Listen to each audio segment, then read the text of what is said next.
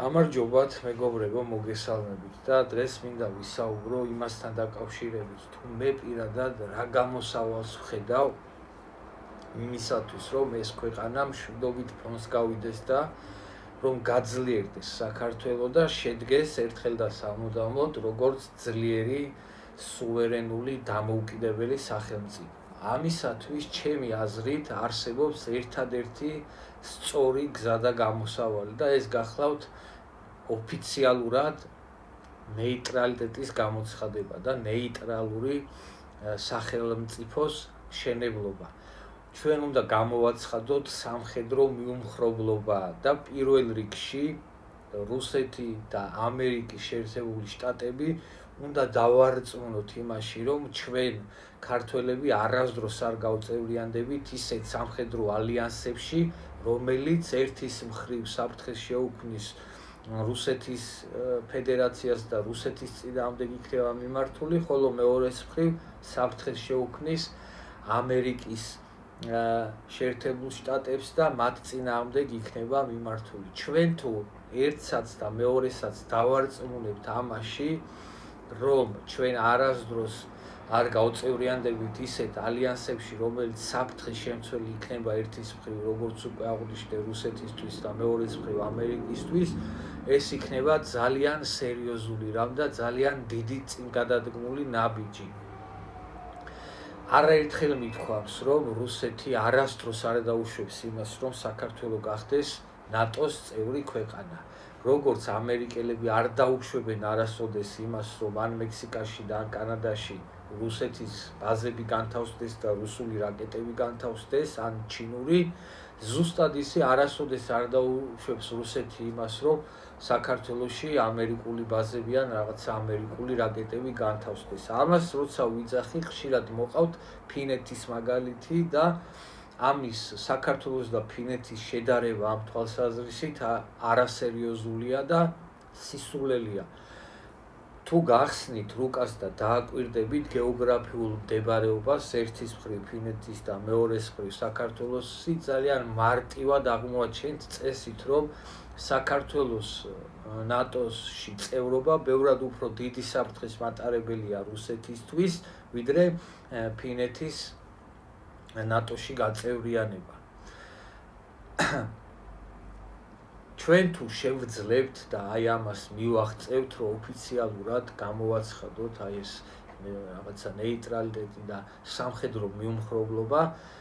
ეს იქნება საქართველოს ძლიერებისათვის და ძლიერებისაკენ გადადგმული ერთადერთი და სწორი ნაბიჯი. ჩემი სუბიექტური აზრი გახლავთ ეს და ბევრი მიფიქრია ამ თემაზე სხვათა შორის და მე პირადად სხვა გამოსავალს ვერ ვხედავ რა და სისულელია, რომ რაღაცა გაუგებარი კაცმა რო არ იცის როდის დაიშლება ასეთი რაღაცა კავშირების იმედზე იყო რა და მით უმეტეს მაშინ როცა არ გაქვს შანსი რომ რაღაცა ასეთ კავშირში გაწევრიანდე რა. რაც არ უნდა გველაპარაკონ, რომ აი ნატოს კართან მდგევართ, აი ერთი ნაბიჯი გვაქვს დარჩენილი და უკვე ნახევარი ნაბიჯი დაგვრჩა და всё ნატოში ვართ, სისულელია ეს ყველაფერი, ტყუილია ეს ყველაფერი და არასოდეს რუსეთი ამას არ დაუშვებს. ეხლა თუ დაუშვებთ იმას, რომ რუსეთი განადგურდა და გაფარჩაკდა და აღარ დარჩა იმის თავი, რომ საქართველოს მხრიდან დაინახოს რამე სერიოზული საფრთხე მისი, რომელიც რუსეთის სახელმწიფოებრიობას უქმნის საფრთხეს და რუსეთს იმის ტრაკი არ ექნება, რომ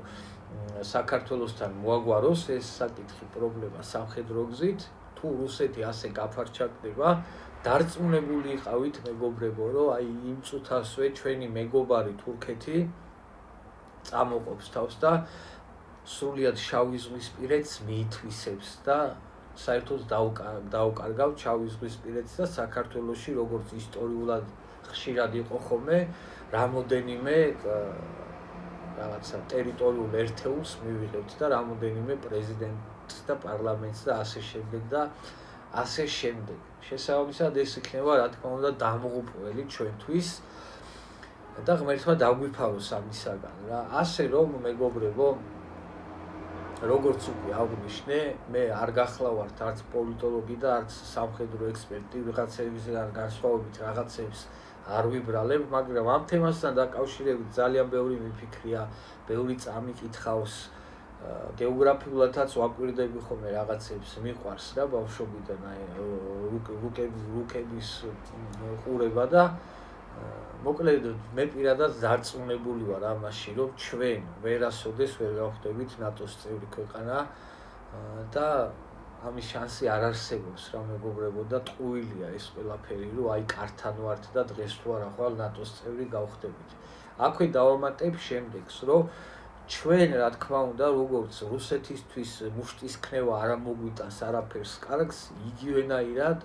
და უარესი დამღუპველი იქნება ჩვენთვის, რომ ამერიკელებს მოუტრიალდეთ და რაღაცა მტრული რიტორიკით ველაპარაკოთ და მუშტები და თითი უქნიოთ, ეს იქნება საქართველოს უარესად დაღუპვა და განადგურება.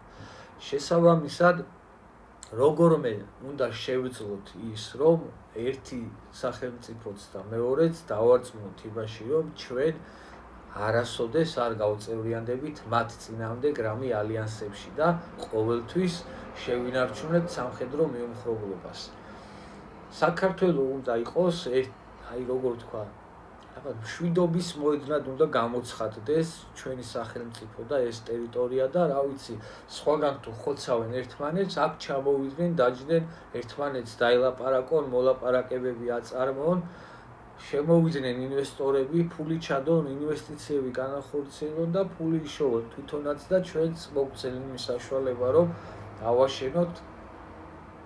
ეკონომიკურად ძლიერი და წელში გამართული სახელმწიფო რა. აი ეს მგონია მე ერთადერთი სწორი გზა, რომ შევძლოთ ამ ქვეყნის, როგორც უკვე აღვნიშნე, მშვიდობით ფონს გაყვანა და გაძლიერება და გადარჩენა რა. ეს არის მეგობრებო, ამის თქვა მინდოდა დღეს და იმედი მაქვს, რომ სწორად გამიგებთ, რასაც ვიძახი და რაღაცა იარლიყებს, ეხა არ მომაწებებთ რა. მე არაერთხელ მithქვამს რა, რომ ვიღაცებს ისეთი წარმოდგენა აქვს რა, რომ აი ხვალ თუ რუსეთი განადგურდა და დედა მოეტყნა და რა ვიცი დაიშალა მარტივ ამრავლებად, აი ვიღაცებს ისე წარმოუდგენიათ, რომ აი ეგაა ჩვენი გადარჩენა და გავძლიერდებით და არიქა ჩავალთ იქ სოჩასაც დავიბრუნებთ და ასე შემდეგ. არა მეგობრებო, ღმერთმა დაგვიფაროს ჩვენ იმისაგან, რომ რუსეთი მასე განადგურდეს და გაფარშაკდეს და მაგდონეზე დედა მოეტყნას. ეგ რომ მოხდეს, მაშინვე თურქეთი თავის დამპალ იმპერიალისტურ ზრახვებს განახორციელებს და აი ეს ვითომ ჩვენი მეგობარი, როგორც უკვე აღვნიშნე, საერთოდ აგვახევს შავი ზღვის პირეთს რა და ეგ იქნება და დამიჯერეთ, რომ აქვს ეგ ამბიციები თურქეთს და კიდევ ერთს დავამატებ რა, პოლიტიკაში არ არსებობს მუდმივი მტერი და მუდმივი მეგობარი, ზუსტად ისევე როგორც მუდმივი კავშირები არ არსებობს რა. შესაბამისად, პოლიტიკა არის უფრო ლავირების და ტყუილის ხელოვნებაო, როგორც იძახიან რა და შესაბამისად ჩვენ უნდა მივიღოთ ის გადაწყვეტილებები და გადავდგათ ის ნაბიჯები, რომლებიც უპირველეს ყოვლისა იქნება ჩვენი ქვეყნისთვის სიკეთის მომტანი და ჩვენი ერისთვის სიკეთის მომტანი. ეს არის მეგობრებო, ამით დაგემშვიდობებით ეხლა და დიდება საქართველოს და დიდება ქართველებს და გისურვებთ ყველაფერს კარგს და საუკეთესოს.